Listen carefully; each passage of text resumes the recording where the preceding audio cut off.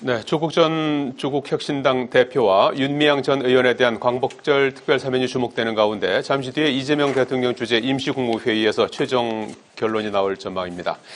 또 당대표 선출 절차를 밟고 있는 국민의힘은 전당대 배신자 소동을 벌인 전한길 씨에 대한 징계 여부를 논의하고 있습니다. 정치직설 배종호 세한대 교수, 정연국 전 청와대 대변인과 함께 전국 현안 살펴보겠습니다. 안녕하십니까? 네, 안녕하세요. 자, 원래 국무회의는 매주 화요일에 열리는데 오늘 임시국무회의가 소집이 됐습니다. 안건은 한 가지, 광복절 특별사면입니다. 현재 언론에 이제 많이 보도된 그 내용에 따르면 법무부 특별사면심사위원회에서 정해졌다는 명단 아니겠습니까? 조국 전 대표 부부를 포함해서 윤미향 전 의원 등등 이 이제 포함이 된 것으로 알려져 있는데 대체적인 시각은 현재 알려진 대로 아마 그대로 이제 확정이 될 것이다. 이런 전망이 많은 것 같아요. 그래도 이제 혹시 또 국무회의에서 어떤 변경 가능성이 있는 건지 또 하루 이렇게 앞당겨진 이유는 무엇인지 그 부분에 대해 좀 말씀을 좀 주실까요, 먼저? 네, 말씀하신 대로 통상 사면심사위원회에서 안을 올리면 그대로 통과되는 경우가 대부분이고요. 만약에 이 사면심사위원회 안대로 처리하지 않으려면 사면심사위 안을 수정을 해야 되거든요. 그래서 이제 국무회의 심의 의결 거쳐서 대통령이 제거하는 그런 절차를 거쳐서 최종적으로 특별사면이 이제 단행이 되는데 아직까지는 이 사면심사위에서 수정안을 올렸다라는 그런 얘기가 없기 때문에 당초의 안 그대로 가는 것이 확실시된 그런 상황이고요. 그리고 말씀하신 대로 당초 계획대로라면 내일 국무회의를 하도록 되어 있습니다. 그렇죠. 근데 하루를 이제 앞당겨서 오늘 하는데 원포인트 특별사면 문제만 다룹니다. 그리고 이재명 대통령께서 휴가에서 돌아온 첫날입니다. 그런데 앞당겨서 했다라는 것과 관련해서는 역시 이 조국 전 대표에 대해서 기존에 올라온 안대로 특별사면을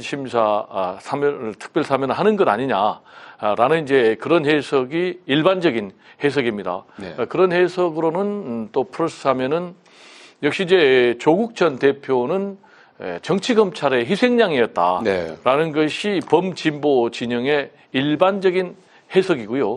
그리고 두 번째로는 조국 전 대표 같은 경우는 윤석열 정권 타도 그리고 정권 교체에 함께 했다라는 그런 동지적 연대감이 이재명 대통령이 갖고 있다라는 그런 이제 소식들이 많이 있고요.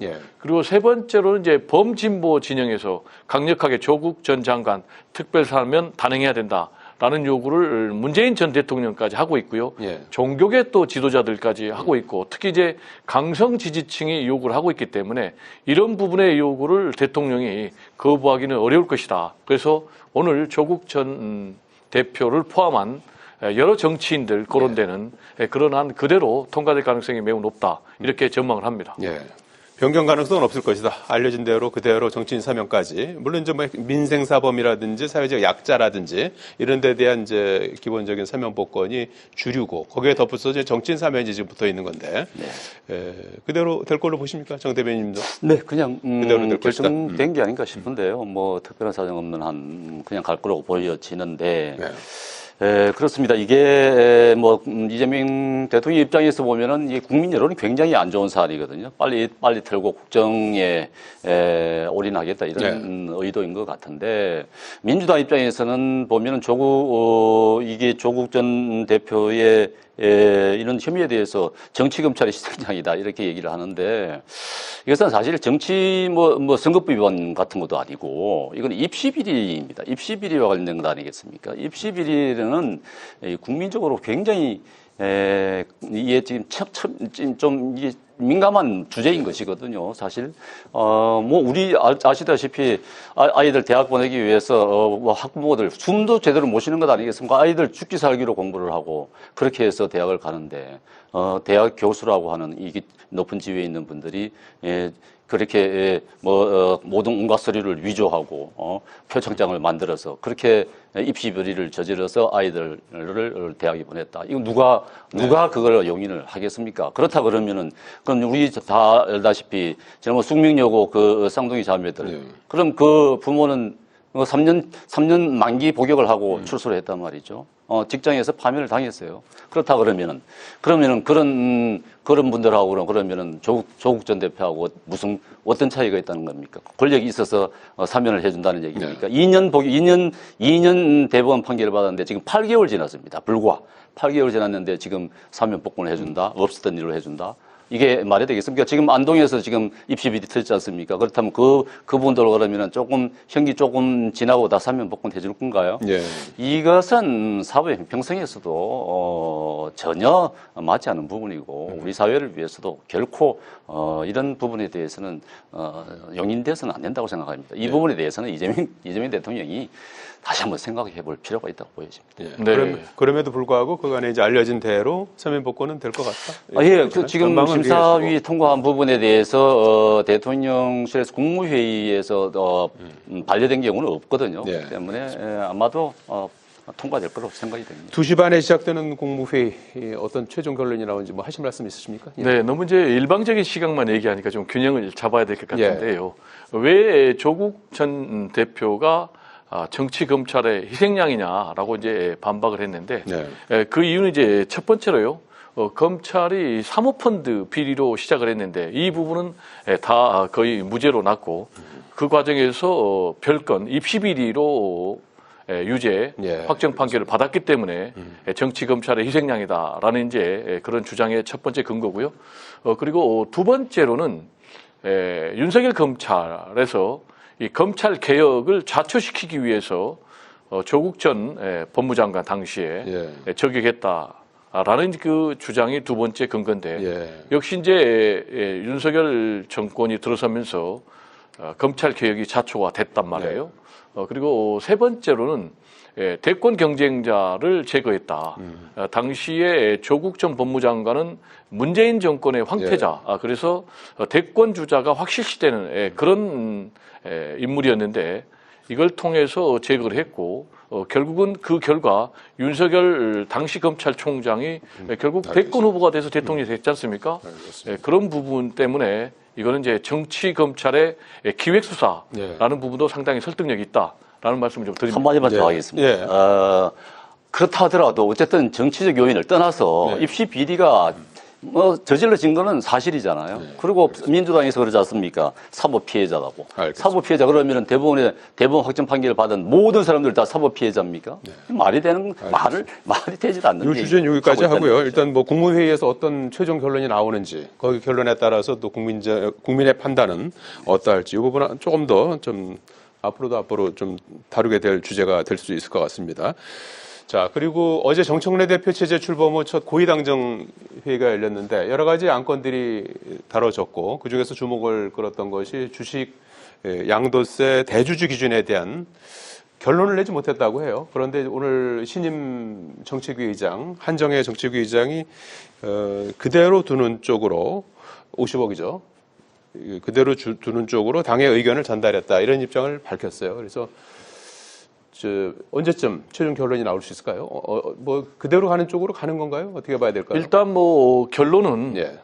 대주주 양도소득세 기준을 말씀하신 대로 기존의 50억을 그대로 유지하는 쪽으로 가겠다라는 말씀을 좀 드리고요. 그 이유는 어제 고위당정 회의가 있었거든요. 정청래 당대표가 취임한 이래 첫 고위당정 회의인데 여기서 결론을 내리지 못했어요.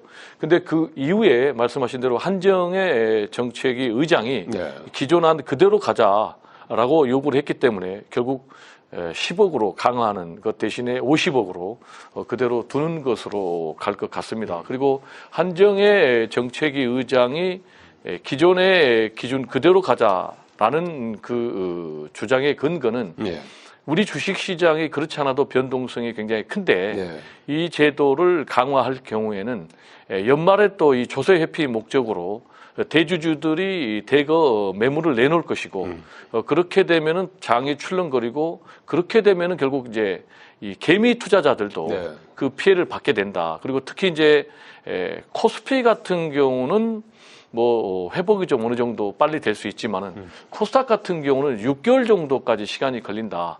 그래서 지금 뭐 주가 지수 5,000을 목표로 하고 있는 이재명 정권에는 이제 특히 이제 개미 투자자들이 1,400만 명 정도 되니까 네. 이분들의 표심을 의식하지 않을 수 없다라는 이제 그런 차원에서 그리고 또 자본시장이 활성화되면 네. 세수는 또 그만큼 확보가 될 수 있다. 그리고 또 기업 자금을 용이하게 확보할 수 있다. 이런 것 등을 이제 이유로 내걸고 있기 때문에 말씀드린 대로 다시 원한 그대로 네. 가는 쪽이 확실시되고 있는 그런 상황이 아닌가 생각이 됩니다. 예. 정 대표님 어떻게 보니까 정부 쪽에서 이제 마지막으로 좀 고려해야 될 부분이 어떤 게 있을까요? 예, 저는 어제 당정회의, 첫 당정회의였지 예. 않습니까? 정책을 두고 첫 회의를 한 것인데 저는 정청래 대표의 일성이라고 봅니다. 이게 당정 관계가 아주 묘한 부분이 있는 것 같아요. 보통 이게 이제 정부 초반 아니겠습니까? 예. 임기 초반인데 대체로 이제 정부에서 내놓은 안에 대해서 여당 입장에서는 뒷받침해 주는 것이 관례거든요. 거의 그렇게 해왔습니다. 그러니까 정부가 정책을 내놓고 이것을 실행하는 데 있어서 여당이 뒷받침하면서 추진력 있게 힘 있게 나가야 되는 것이 바람직한 것인데 첫 당정회의에서 이 부분에 대해서 물론 국민청원이 지금 10만 명 이상 정도로 국민 여론이 좋지 않습니다만은 그렇다 하더라도 이것은 뭐 여당에서 하기 나름 아니겠습니까? 국민들을 설득해서 할 수 있는 부분이고 한데 이게 제동을 그런 것이죠. 이거는 아니다 하고 제동을 것인데 정청래 대표가 제동을 그렇다고 저는 생각이 됩니다. 이 부분에 있어서는 아마 대통령실에서 상당히 좀 부담감을 가지지 않을까.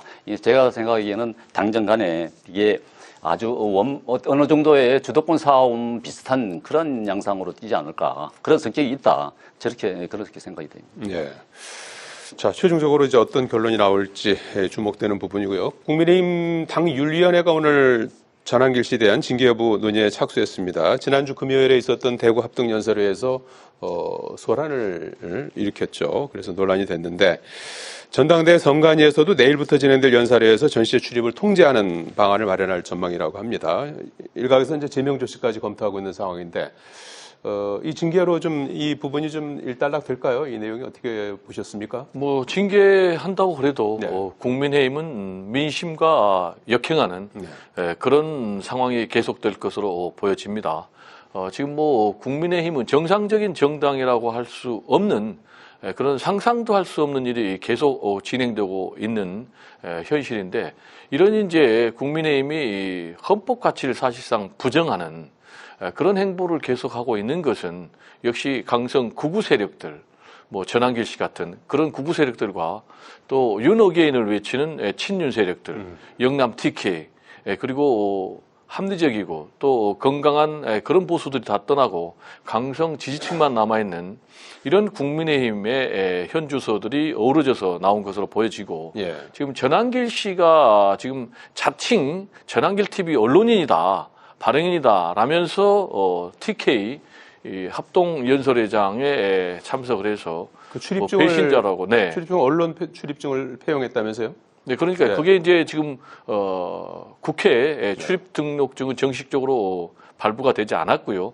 그렇기 때문에 다음번에는 이제 전당대회에 출입을 할 수가 없는 그런 상황인데 이런 사람이 이제 전당대회장에 나가가지고 특정 후보를 향해서 배신자라고 외치면서 집단 야유, 성토를 또 선동하고 여기에 또 강성 지지층들이 호응을 하는 이런 모습에 대해서 지금 뭐 앵커께서는 징계 절차에 착수했다라고 하는데 정확하게 얘기하면 징계 여부 또 그리고 징계 수위를 결정한다는 거예요. 저는 이 부분도 굉장히 좀 이해가 되지 않는 게 지금 서울시당에서 징계 절차가 진행되지만은 아직도 결과가 안 나왔잖아요. 그러면은 이걸 당장 제가 볼 때는 말씀하신 대로 중징계 제명해야 된다고 봅니다. 해야 되는데 지금 중앙윤리심판위원장은 뭐라고 얘기하냐면 소명 기회를 줘야 된다는 거예요. 그게 이제 민주적 절차라는 거예요. 물론 소명 기회를 줄 수가 있지만은 지금 국민의힘의 당헌 당규를 보면요. 징계 사유가 중대하고 명백하면 제적위원 과반수의 찬성에 의해서 소명 기회 없이 바로 징계를 할 수가 있거든요. 이런 것만 봐도 얼마나 지금 징계가 소극적이냐라는 걸 얘기할 수가 있는데 지금 그러면 이제 이 징계 사유가 명백하냐? 라는 것과 관련해서는 너무나 명백합니다. 왜냐하면 지금 전한길 씨 같은 경우는 12.3 비상계엄을 옹호를 하고 있고요. 두 번째로는 탄핵을 반대하고 있고요. 그리고 세 번째로는 부정선거 음모론을 주장하고 있고요. 네 번째로는 윤어겐을 외치고 있습니다. 그리고 마지막으로는 아예 당을 지금 접수하겠다라고까지 선언하고 있는데 이런 사람은 아직도 징계를 하지 않는다? 정말 국민의힘은 정상적인 정당이 아닌 한심한 정당, 언론에서도 표현하듯이 엉망진창 정당이 아닌가 좀 우려가 됩니다. 어제 TV 토론이 있었지 않습니까? TV 토론에서도 주자별로 전한길 씨를 또 옹호하기도 하고 또 어떤 후보들은 이제 비판도 하고 또 찬탄, 반탄 이렇게 또 갈리기도 했습니다. 그래서 이제 공방을 벌이기도 했었는데 어제 TV 토론 어떻게 보셨습니까? 이 전한길 씨는 사실 입당한 지 한 달 정도밖에 안 되는 일반 당원입니다. 일반 당원인데 책임 당원도 아니고 일반 당원이 지금 전당대회에 가서 전당대회를 좌지우지한다. 참 국민들이 어떻게 볼지 참 민망하기 짝이 없습니다. 한심하기 짝이 없는데 어제 우리 전당대회뿐만 아니라 이제 토론회도 그렇습니다. 토론회가 지금 사실 후보들 간에 2대2로 지금 나눠 있지 않습니까? 말하자면은 뭐 혁신을 주장하는 사람. 다 혁신을 주장합니다만은 혁신을 주장하는 수구적인 혁신을 주장하는 사람. 그리고 또 혁신을 하자는 사람을 혁신해야 된다고 하는 사람들. 이런 양쪽이 지금 나뉘어져 있는 참 우스운 꼴이 됐는데 어쨌든 전당대회 뿐만 아니라 토론회도 혁신 전당대회에 되고 혁신을 주제로 한 토론회가 돼야 되는 게 맞습니다. 이 국민의힘을 어떻게 하면 국민들로부터 신뢰받을 수 있는 정당으로 거듭날 수 있을까 하는 미래지향적인 그런 토론회가 돼야 되는 게 맞는데 이 전환기를 품을 수 있느냐 없느냐 윤어게인이 가능하냐 윤어게인을 어떻게 생각하느냐 찬이냐 반이냐 찬탄이냐 반탄이냐 이거 가지고 여전히 이러고 있다는 말입니다. 지금 정당이라는 것이 무엇입니까? 정권을 잡는 것이 목적이 아니겠습니까? 이래 가지고는 지금 이렇게 이런 모습을 보이면서 어떻게 국민들로부터 지지해달라고 호소를 할 수 있을까요? 지금 지금 국민의힘 지지도를 보면 사실 전체적인 게 다 중도에 있는 분들은 다 빠져나갔다고 봐도 되는 것입니다. 거의 뭐 강성 지지층만 남았다 이렇게 보여지는데 이 강성 지지층만 남아있기 때문에 또 전당대회가 이런 모습인지 모릅니다. 왜냐하면은 룰이 지금 8대2가 되기 때문에 당원 8이고 일반 여론조사가 2가 있기 때문에 당원들을 위해서 하는 전당대회의 목소리다고 얘기는 할 수 있겠습니다만은 너무 지나치다. 이게 뒤로 간다. 하는 부분에 대해서는 우리 당원들이 한번 좀 이번 전당대회 나중에 이제 투표를 할 때 좀 심각하게 고려를 해 주셔야 될 부분이 있다. 지난번 우리 대통령 후보 때 비정상을 정상화로 돌린 기적을 만든 당원들 아니겠습니까? 그렇기 때문에 이번에 정말 이 당의 노선과도 지금 직결되는 이런 이번 전당대회에 대해서는 우리 당원들이 현명한 판단을 해 주시리라 믿습니다.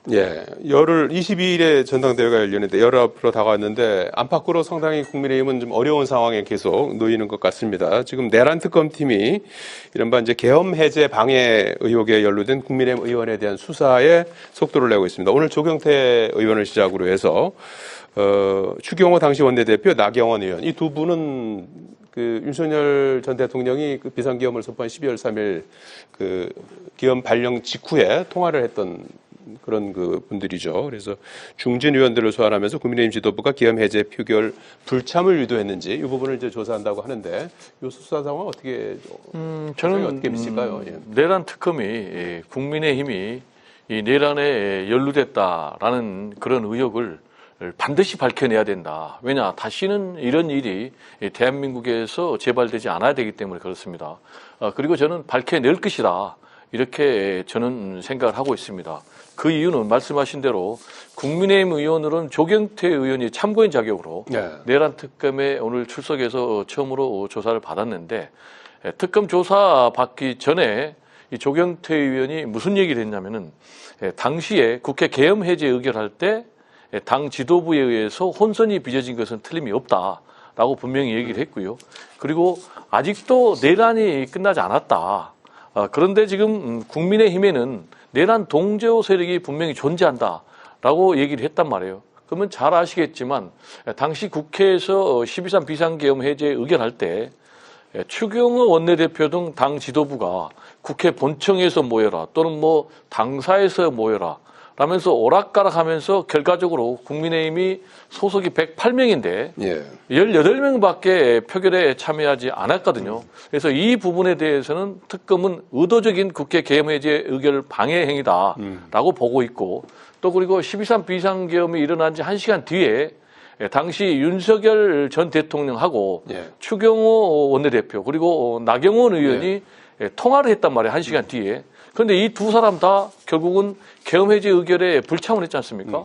그렇다면 이런 부분도 다 서로 계엄 해제 의결을 방해하기 위해서 윤석열 전 대통령과 짜고 한 거 아니냐라고 특검이 지금 보고 있기 때문에 예. 이런 부분에 대해서 저는 특검이 결과를 낼 것으로 보여지고 만약에 내란 연루 의혹이 네. 구체적으로 확인이 되면 지금 내란 정당 해산으로 갈 수밖에 없는 그런 상황이 예상이 되는 예. 저는 그렇게 된다고 봅니다. 예. 내란 특검팀의 계엄 해제 방해 의혹과 관련한 수사 예. 이 부분 어떻게 예, 보시는지. 국민의힘 입장에서는 굉장히 심각한 문제라고 보여집니다. 네. 앞서 말씀하신 대로 당일날 이제 대통령하고 추경호 대표하고 통화를 했다는 것이고 또 나경원 의원하고도 통화를 했다는 부분인데 어떤 내용이었는지 정말 계엄 해제를 방해하기 위한 막으라고 한 내용이었는지 이런 부분에 규명이 돼야 되겠죠. 만약에 그렇다 하고 한다 그러면은 국민의힘 같은 경우는 심각한 상황이 본인들 처하게 되는 설명으로는 거죠. 뭐 사전에 얘기하지 못해서 미안하다 뭐 그렇죠. 그 정도로 얘기했다는 예, 얘기잖아요. 예. 그렇지만은 이제 그거를 조사 과정에서 어떤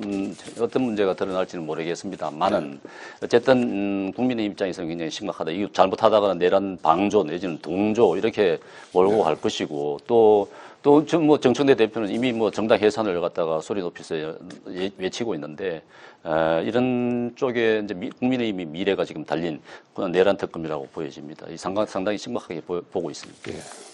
국민의힘 지도부를 향하고 있는 내란 특검팀의 수사 이 부분도 좀 지켜봐야 될 것 같습니다. 여기까지 듣겠습니다. 고맙습니다. 네, 감사합니다. 고맙습니다.